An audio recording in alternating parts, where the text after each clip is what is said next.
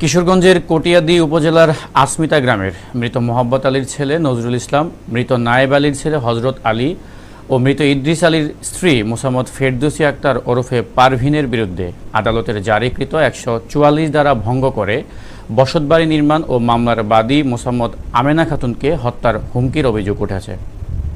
থেকে ৫৪% জায়গা মোহাম্মদ সন্দুমের নামে মাঠেঘর তিনি মৃত্যুবরণ করলে ওনার পরিশগঞ্জ মালিক হন। এখন বর্তমানে তার অনেক সম্পত্তি তার বেদখলে এবং এই জমি দখলে আনবার জন্য এই সন্দুমেয়ার পুত্রের বউ এবং সন্দুমেয়ার পুত্রের অনেক মামলা করছে এবং স্থানীয়ভাবে মাপজুপ করছে। আমি নিজেও মাপছি, আমি নিজে আমি থেকে ওই কোনাবন্ত পশ্চিম অংশবন্ত এই ৮৭২ জায়গায় ৫৪% জায়গা উনি দখলটা আছে থাকলেও আমাদের দখল দেন, জায়গাতে আইতে পারি না, গালিগালাজ করে।